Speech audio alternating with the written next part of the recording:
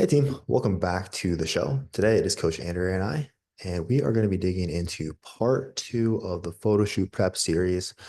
So last week, a couple weeks ago now, we were talking through Andrea, your photo shoot prep, and also kind of chatting about who's a good fit for a photo shoot, why might we do it, etc. So today we're really going to be getting into the most underrated but most important part of getting great results from a photo shoot, which is what you do prior to that photo shoot fat loss phase. So really deep dive into how to set yourself up to get the best result for, again, that photo shoot.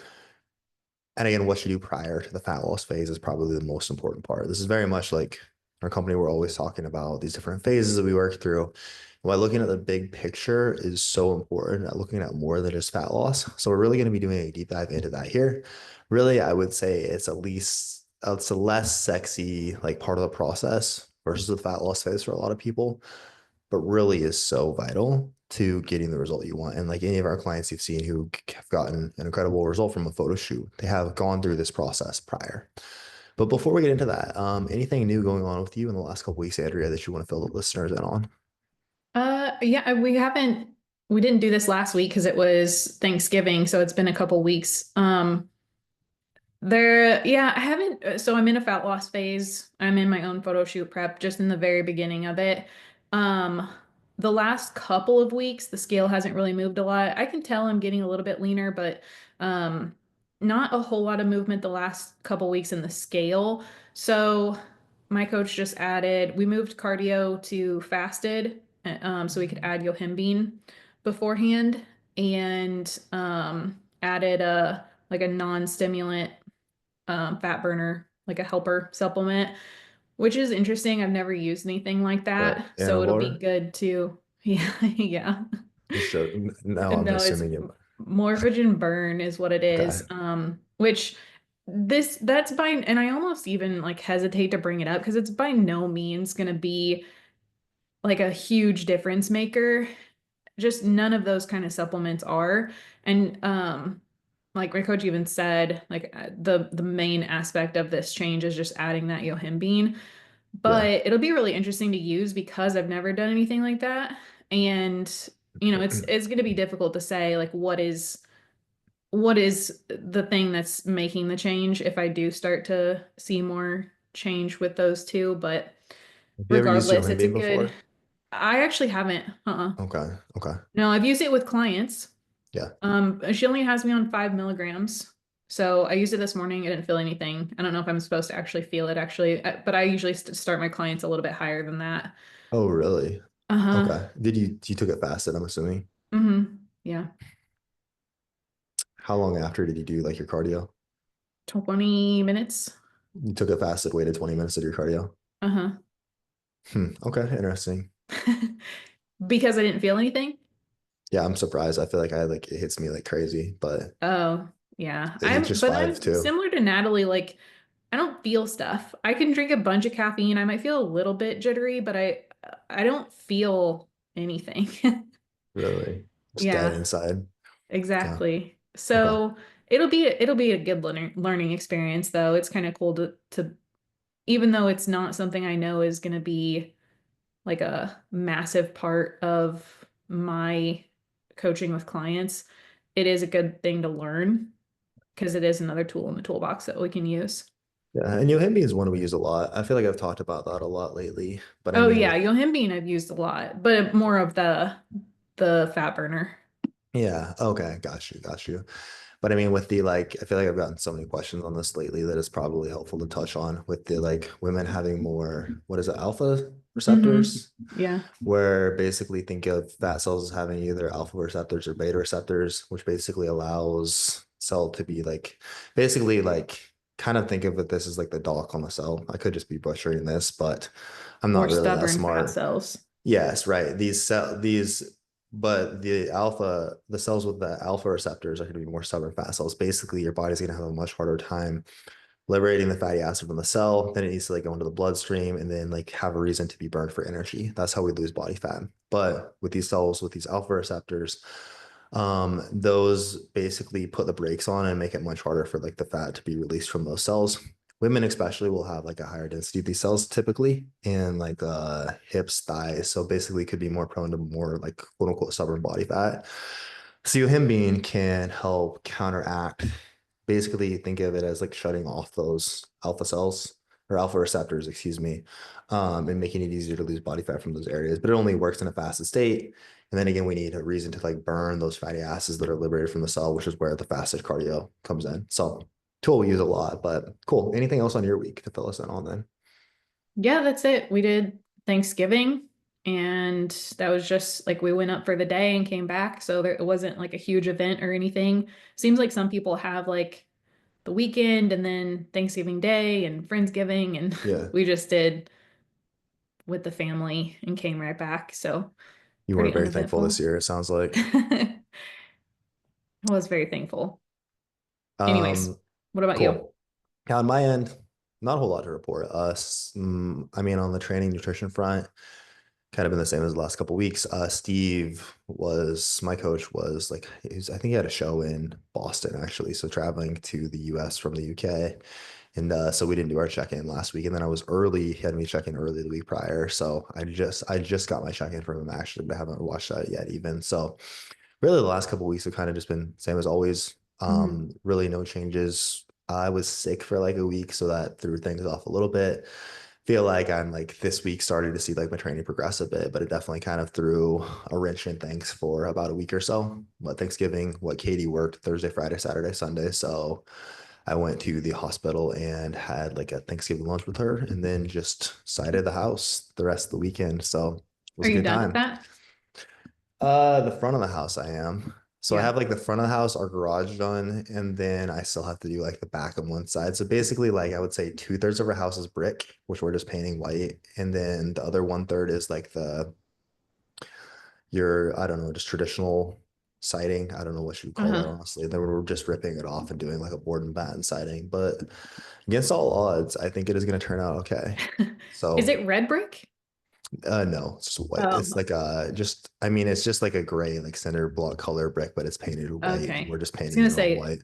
that is not what I think of when I think of Phoenix homes. So, Yeah, the area we live in though, it's a lot more like farmhouse style homes. It's like hmm. there's this little area down here where it is very green and it's a lot different than like your like stucco like Adobe style houses that Yeah. are everywhere else. So Huh.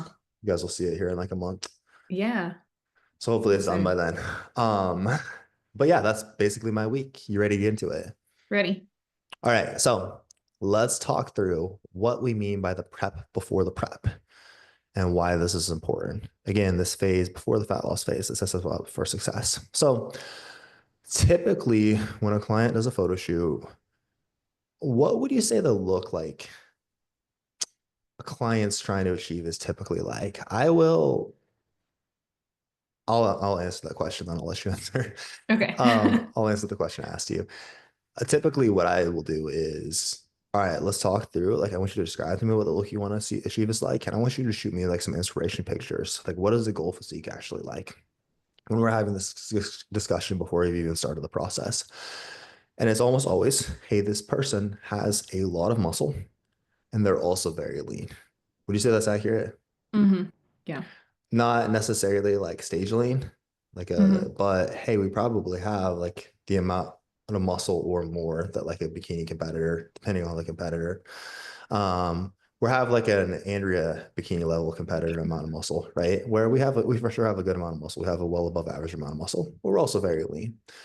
So the important thing to understand there is achieving this look entails both being very lean and having plenty of muscle.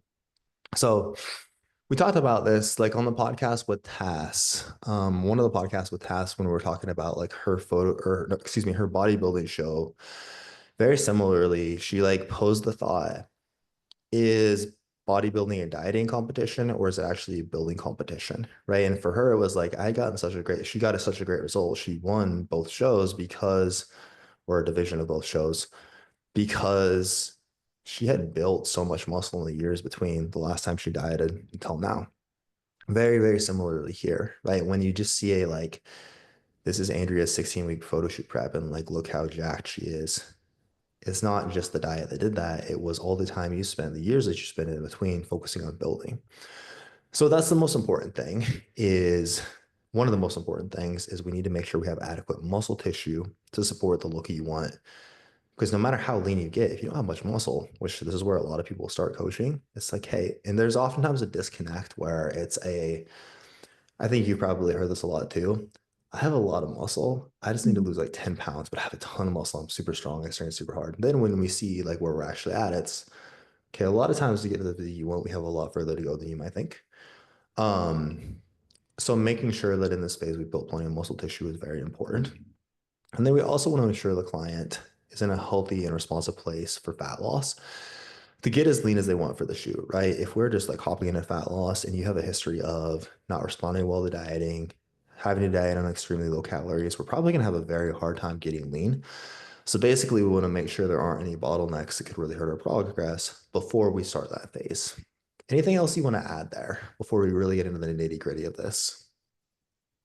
Um, I don't, I always am like jumping ahead by mistake, but so hopefully this isn't like the wrong context. But with that prep before the prep phase where we're building muscle, not not only does that phase away from the diet help you build muscle, obviously that's the outcome that we're looking for, but it's also such an important phase mentally and physiologically because mentally, if we're always trying to diet, the product is just never as good.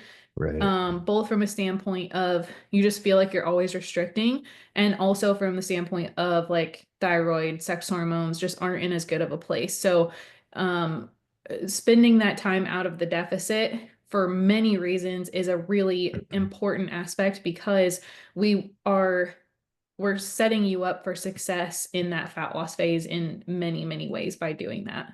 Yeah, absolutely. Again, it's just putting your body in the position to be the most responsive. And if you've spent a very long period of time dieting prior to this, hey, we're probably, and it depends on the result you want from the photo shoot, but we're probably not in a good place to push into more fat loss. So let's start to talk through a little bit more in depth what this timeline looks like, or what this time frame before the photo shoot prep typically looks like. Let's start nutritionally. So talk us through like nutritionally, big picture. What does this time frame typically look like? This kind of prep before the prep. Yeah, so I assume you mean like what are the details of the nutrition rather than you're saying time frame, but you don't mean like how long it is, right? No, that's we'll talk about that with Okay. the timeline question.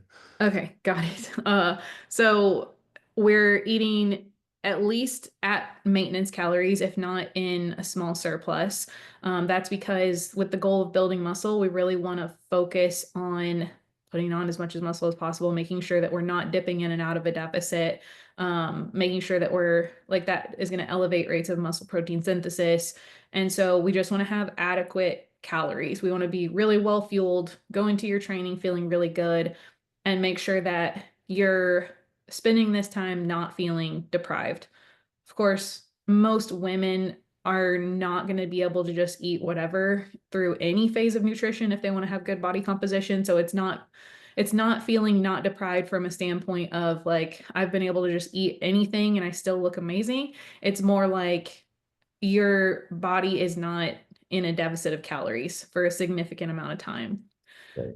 And then we want to make sure that from just like a logistics standpoint, we want to make sure that adherence and consistency are really good.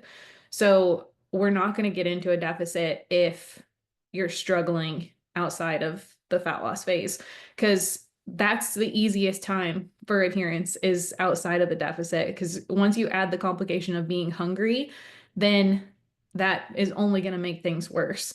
So we have to have very good consistency and adherence throughout that time period to even be able to consider putting you into a deficit because we also just mentally don't want you coming out of the deficit phase worse than when you started. Um, we want good peri-workout nutrition set up. So not training fasted, making sure that your protein is fairly evenly spaced, like all of those kind of foundational nutritional habits should already be in place and you should be not missing on those. like 95+% of the time. And then no emotional eating issues. And or I should say no major emotional eating issues. So everybody, I think at some point or another is like, oh man, I was super stressed or this or that happened and I took a few bites off of my meal plan. That's not really what I mean there. I mean, like, we're not consistently coping with food Yeah, because, again, like, once we add hunger and there's less of a caloric budget to play with there, that only becomes a lot more difficult. absolutely. No, I've worked with some clients who are coming from a place of just emotional, and I'm not an emotional eating coach, but there is well, I kind of started to realize there's a huge emotional component, like eating to deal with stress, with whatever it is. But also that same person has been trying to diet for so long, like trying to diet for a year or two. And it's kind of just compounding the issue and making it more difficult to actually deal with this. But they're so scared to not be in a deficit. And it's like, dude, we're just making your health worse. We're making your ability to respond to this worse. We're increasing more of that psychological diet fatigue. We just need to like take some time away from trying to diet and maybe focus on addressing this issue before we actually and spend a long time. Like a lot of that is uh, a lot, even when it's like the diet is so draining. And I think this can almost kind of be seen as emotional eating, where I think more so it's I don't know if it's necessarily even that sometimes, but just like you've been trying to diet for so long that we just need to get out of it for a while, right? Hmm. And just like a lot of it is total duration away from dieting, as you said, where a long period of time away from it, it is so much easier to like that, like, I just don't feel compelled to like, I need to like eat as much food as I can, like in any time I get the opportunity, or I'm not like food focused or anything of the sort. So yeah, I think that's a really, really good summary. Just consistently eating plenty of food, really making sure we're getting our micronutrients we need to support our thyroid health, our sex hormones, etc. Focusing on fueling you well for a very long period of time so we can get the best training performance possible, making sure that like pre-workout, we're well fueled, we're well hydrated.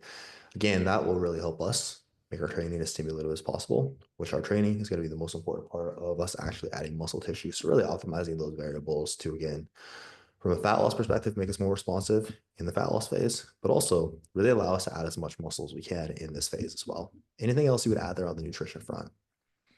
No. Okay. So, I mean, on the training side of things, which is going to be a huge component of this as well. Again, training is going to be the most important aspect of building new muscle tissue, which again is, I would say, building more muscle is just as important, if not more important, to most people we take through a photo shoot prep as getting leaner is. I would say probably like 50-50, like it's just as important for the end result you'll see. People drastically underestimate how important their training is. So again, it is the stimulus for us building muscle. It's the actual signal. Now, our nutrition, like us being better fueled before we go into our sessions, yes, that'll help kind of make the signal larger or stronger. Nutrition will make be more like doing the right things there will be more permissive to building muscle. But no matter how dialed in that is, we won't get anywhere if our training isn't what it needs to be. So really a huge focus during this time. And really, I would say this is very common for most clients in their first few months of coaching at the very least, as there's often a lot that we can dial in further with the training. With, hey, are we executing these movements well to actually drive tension to the target tissues? A lot of women we work with, I can think of like 10 clients I've started in the last few months where it's like 10 is kind of just a random number throughout there, but I can think of a lot of clients in the last few months I've added where say I've like been training my lower body very hard for a long period of time and it's just not growing. And then we can see like sometimes this is an exercise selection issue. Yes, like the movements you're choosing either A, just aren't a good fit for you, like that hack squat at your gym sucks. So we're trying to grow quads, but it has your feet up so high, like the foot plate cutoff point is so high that we can't actually make this very quad bias. So maybe by me reviewing your execution videos and like your equipment availability, we need to plug in a better option there. Sometimes it's just an execution thing, like that RDL. Okay, well, we can see why it's not growing your glutes and it just hurts your lower back because your toes lift up off the floor drastically every rep that we do. And we're really underloading this and not pushing hard enough. So, really on the training front, what we're focusing on is first, mastering execution, looking through, really consistently tracking and adjusting things like sets, intensity, even exercise selection based on what's the stimulus we're getting from each of these movements. How are we progressing week to week in our training logs? We do want to consistently see clients getting a great stimulus, meaning when, like, let's say you've done all three sets of a glute bridge that we prescribe. Okay, we want you to really feel like, oh, wow, my glutes are pretty wrecked after this, right? Like, I can definitely tell I worked them. It doesn't have to be like you can't walk the next day, but it should definitely feel like something happened there. And we want to see things consistently progressing over time, week to week. It doesn't have to be like every single week, like we progressed or we failed, but we want to definitely see a strong trend of the client getting stronger, feeling good in their training. I would say typically that's 4 to 5 days a week of training. Um, but on the training front, those are the biggest things that we're looking for. And then if honestly, if we're doing those things, if we're well fueled, like I don't want to see someone consistently hungry in this phase. A little bit of hunger I'm okay with, but we shouldn't consistently be like extremely hungry. Really, again, our focus is on fueling well, building new tissue. Like if we're taking those boxes and we spend enough time here, the person will typically have built a lot of muscle. Anything else you would add on that front? Yeah, there's just so much low hanging fruit with training whenever people get started most of the time. Um, a lot of times I'll see people doing just a ton of volume, but like you said, the exercise selection just often isn't great. They're just kind of going through and not controlling the movement and not taking it anywhere near failure, which is really like those last few reps short of failures where that's where you're going to get the most stimulus to Yeah. grow. And so you can do a lot of work in the gym and not have very many productive reps the entire time that you're there. So if we Yeah. can just get that into a much better place, you're going to need a lot, oftentimes so much less volume than you think to keep growing as long as we have those few pieces in place. Oh yeah, that's a very common. A lot of times it is reworking someone's like entire understanding of what their training should look like because it is a lot of times a lot less movements and a lot less volume, meaning number of hard sets across the course of the week than someone is used to prior. But it's really teaching them what the quality should look like, how to train hard. And again, like we can get so much out of just 3, 4 movements if we're really able to train hard, just a couple sets. But it is oftentimes a big paradigm shift for newer clients on that front. So Yeah, from a time, go ahead. I think that people get a little bit emotionally attached to doing a lot in the gym, Mhm. doing a lot of volume, even if it's not like even if they're not verbalizing it as a like calorie burning type of thing. I really think that it's kind of scary for a lot of women to go, okay, well, I was doing 4 sets here, 5 sets here, and now I'm just doing two. Yeah, How am I gonna build muscle? I don't feel like it's like I'm working as hard. yeah. But No, that's we get the intensity where it should be. You probably don't want any more than 2 sets. yeah. And there's a more isn't always better. Sometimes Yeah. more is worse, right? Where we've talked about like the SRA curve idea quite frequently. But there is to actually grow and build new tissue, we first need to be able to recover from the stress and the fatigue we induced in the gym. And there is a threshold. It's thought, I think it's like 8 to 10 hard sets kind of being per training day, per muscle group, kind of being, and this varies a lot from person to person, muscle group to muscle group, but somewhere around that range, kind of being the upper limit where, hey, past this, like us doing more volume, more sets isn't going to stimulate more growth, but it is going to increase more fatigue that we have to recover from in order to grow, right? So it's kind of like we're not, it's kind of like working, it's kind of like imagine you like every hour that you worked, you made some money and you also accrued some debt, right? It's kind of like the first like 8 to 10 hours you work, cool, we're making money. We're also accruing some debt. That's the fatigue. And then after that, like the additional hours, we're not actually getting paid for those, but we are just like accruing more debt. It's kind of that concept, right? Where more isn't better. It's always some people do actually just seem to do more. But again, like when it comes to volume, it's very rare that it's the problem is, oh, you needed to be doing 5 sets instead of 4 sets. I don't think I've come across an instance where that's the case. But yeah, it can be a hard thing initially to let go of.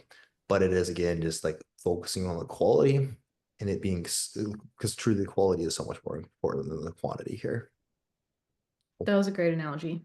Thank you, Andrea. That's my first analogy that may have come together.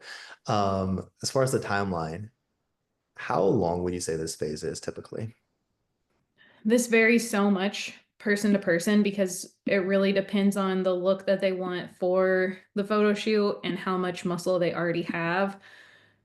Of course, we can't just keep expanding that timeline out indefinitely, but to an extent, like the longer, the better.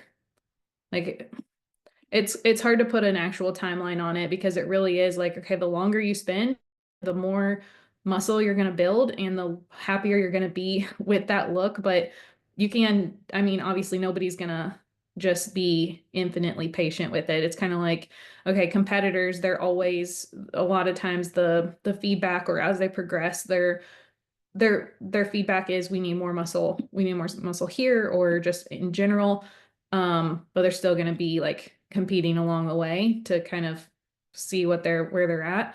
It's kind of that same thing, like we can go ahead and schedule a photo shoot after 6 months or a year of building, then after that you're probably going to want more muscle in some, some areas or just across the board, and so go through another phase of this. But the the more muscle you are starting with, the longer time frame you need to continue building enough more to notice a difference. If you're more new, you can make faster progress just because you're getting those kind of newbie gains.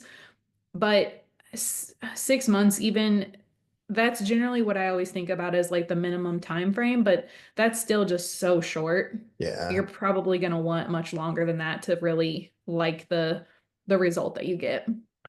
Yeah, I would say if it's someone, if you already have a lot of muscle, hey, maybe we want to add a little bit more. Maybe you just struggled to get all that lean, and we want to like make sure we've done our due diligence there. Maybe we need to go through like just time of maintenance, reduce diet fatigue, add some more muscle to your frame. Maybe like 6 months is a realistic, and hey, we can get a good result from this photo shoot.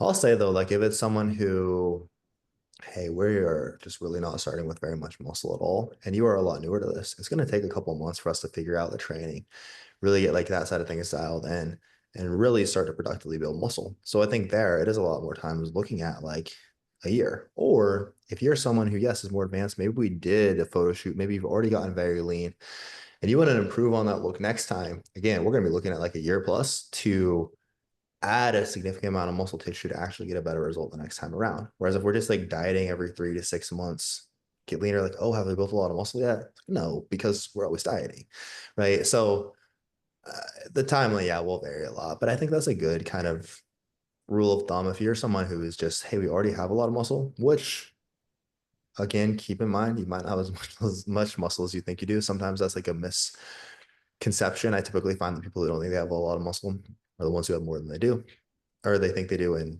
vice versa. But I think that's a pretty good kind of generally about what this might look like. But again, if you're more advanced and it's like, hey, I just got extremely lean, I want to get a better result next time, or like Tass's case, I think that's a really good example of like, I think like her, like when we started working together, she had just wrapped up like most of a contest prep. She got extremely lean, showed had a lot of muscle. And then like then to now, where she just wrapped up her shows. She got a much better result still. But that was a good like couple years in between those two. So again, like the more you advance you get, the longer the time frame between like last time you got lean to this photo shoot, show, whatever it is. Typically, the longer the time frame that will need to be in order to make significant progress. Yeah, that was a really good point too about uh like if you're newer with your coach, it's going to take some time too because like we're starting out with a very kind of generic amount of volume. Mhm. And as time goes on, we find what movements work really well for you, what amount of volume we need in order to get you growing. And like that takes time to really dial in. So we might be a couple months in, like you said, before we're actually like really getting the ball rolling. Yeah. I would say if you are like newer to all this world, doing things well on the training front, the nutrition front, we're looking at a little bit longer time frame. The Hmm. person who has like the quickest time frame is that person who would like, hey, maybe I already have those things dialed in for a while now, more that like intermediate, but they never gotten all that lean. And that's where we can typically like look at a shorter time frame. Maybe we're talking more like 6 to 8 months there. But that beginner or that more advanced person, beginner is going to take time to kind of just really get the ball rolling, build a sufficient amount of muscle tissue. That advanced person, we need plenty of time to add more muscle to their frame. So I think that's a pretty good summary of all that. Mhm. Um, when we're looking at what are a good signs a client has enough muscle to get the result they want, basically, I'd say this is one of the biggest things I'm looking for. Like, okay, we're good to start this photo shoot prep. And I think really for most of our clients who are more in that intermediate to advanced stage, from the intermediate stage, it's typically when we're not all that lean, when we're in this building phase, you're actually like kind of starting to look like someone who lifts, right? Like we can tell you have a good amount of muscle, you have plenty of shape here, you are well above like average strength levels, you're moving very heavy weights. But really, you can again just see like where we're not at our leanest right now by any means, we still have a good amount of muscle tissue. Again, you have a well above average amount of muscle. And again, we're not that lean. It's not just that we're shredded so we can see every bit of muscle in our frame. That's honestly like one of the easiest ways, I think, because we'll almost always have a little bit less muscle than we think we do once we get extremely lean. Um, that's one of the biggest things that I'm looking for. Now, when we're looking at someone who is in that more advanced camp, then it is typically I can tell that they've made significant progress from the last time because typically we'll have that's fun because we'll typically have like a longer time frame to compare to. So I will have like I think of like my client Kim where I just remember doing a comparison for her. So this is really relevant where like we had her first building phase, which was almost a year, her second building phase, which was almost a year. And of her second building phase to her first building phase, it was like her weight was the same, but she looked leaner. Her waist measurement was like an inch and a half smaller. Her glute measurements were like 2 inches bigger. She made crazy progress on her glutes, which were a huge priority for her. And I can very much tell in progress pictures, body measurements that, okay, we built a lot of muscle in the time between, even though weight really was like the same. So again, okay, I feel confident that we can go into this, get a much different result. That's like for that more advanced person. That is when I'm leaning more on like those progress pictures at the same weight when we're not our leanest, body measurements at the same weight when we're not our leanest, and also how has strength progressed on our key lifts, which is a huge part of why it's like important not be changing these things. If I see like, dude, your Romanian deadlift has gone up like 60 pounds, your leg press has gone up dramatically, your rear foot elevated split squats. Okay, and again, we've like big changes over time, over months and months. We can be confident we built a lot in the time between. Anything else you would add there? I really think that you covered it exactly how I think about it too. The pictures are super helpful, but yeah, like you said, it's way more fun whenever we've gone through that process with somebody already and we can compare them to them because we can't give anybody their goal physique that from somebody else that's not them. And so the same weight comparisons and comparing against their own previous best is really the ideal way to do that. Absolutely. Okay. Nutritionally, are there some things you're looking for, like some check boxes? I want to make sure the client's doing this, or I'm seeing this in their nutrition before I start a photo shoot prep. All the things that I had mentioned before, where they're consistent, they're adherent, they're getting their micronutrients in, um, all of that applies here. But then, as far as like a certain amount of calories, there's there are very general guidelines there where maybe you want them at like 14-ish calories per pound, somewhere around there. But I find that that is just so different person to person. Like we have talked about me being that example before. My calories are never that high based on my body weight, but I can be building muscle and trending up consistently. I just I just got unlucky in that aspect where I just don't burn a lot of calories.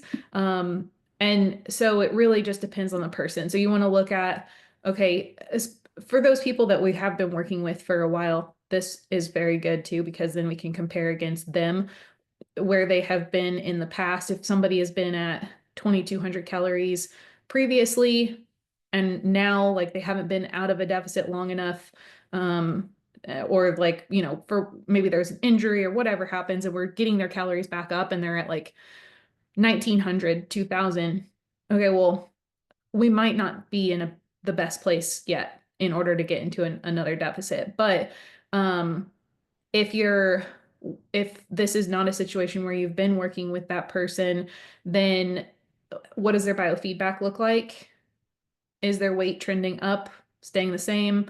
You know, this person has good consistency already. We've already established that. So you can know that their weight trends are real. It's not because they went off plan every weekend. And so, you know, are they sleeping really well? Do they feel fairly not full, but are they satiated most of the time? They're not experiencing a ton of hunger or swings in their hunger.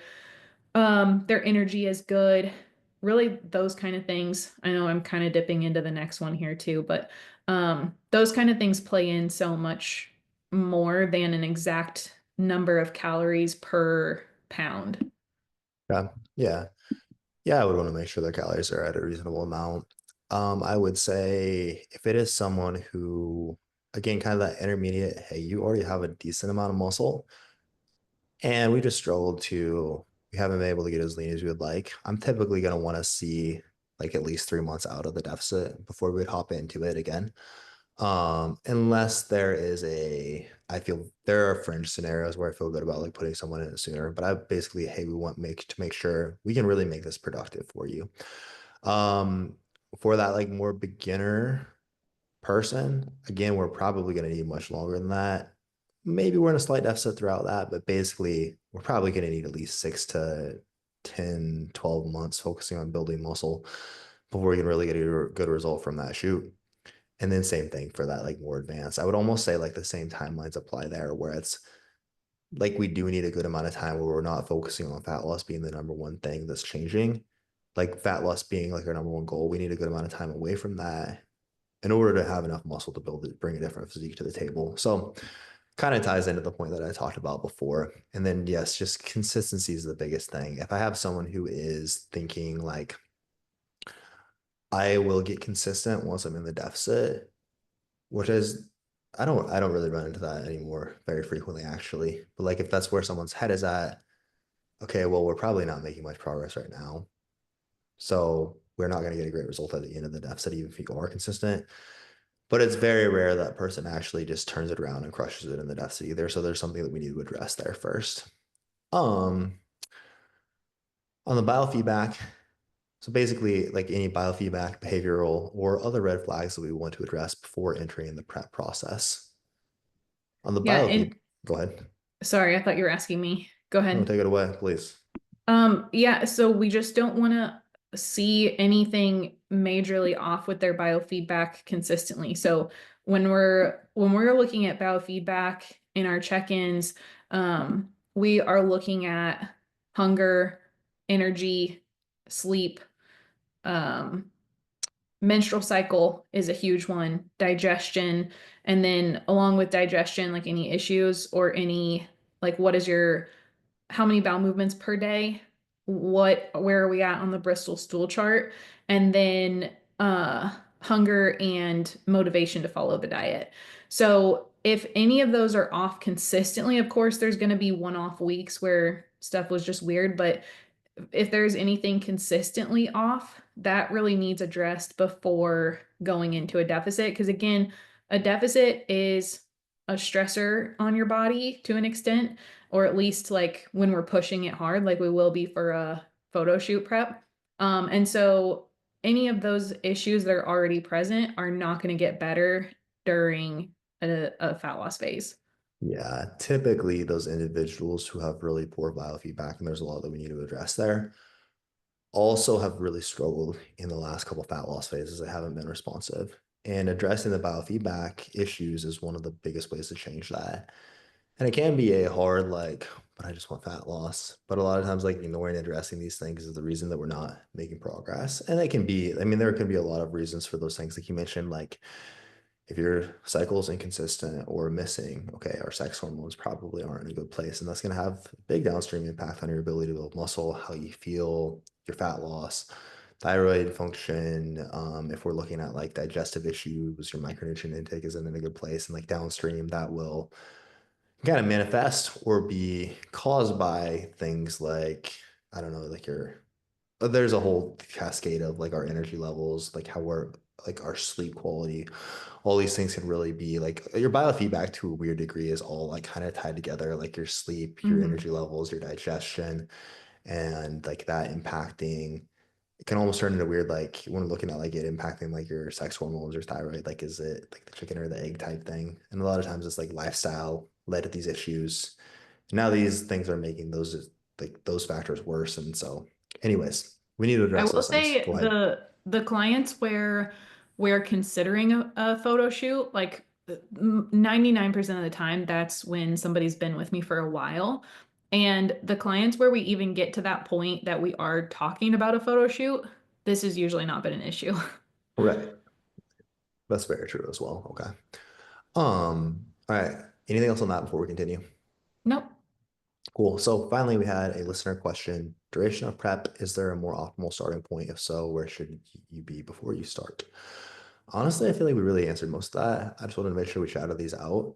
Next week, we'll talk about the typical duration of prep, but I really think we nailed down the starting point, where you should be before you start. Anything else you would add there? No. Cool. Well, if you do have any follow-up questions that you would like to answer, I know we both put out question boxes for this series. Just letting us know any questions you want to make sure we get answered around photo shoot preps, what the process looks like, etc. We got a lot of good questions there that will be answered throughout this series. But if you missed that and there's something you want to ask us, feel free to DM either of us at Andy Rogers Fit and at Jeremiah Bear. Any closing thoughts before we wrap this up? I don't think so. Cool. All right. Well, if you want to be guided through this process one-on-one, we've done this with a ton of clients. We'd happy to talk through what that process would look like for you as well. So if you want to apply for coaching, again, shout out this process, hit the link in the show notes. As always, thank you guys for tuning in, and we will catch you all next time.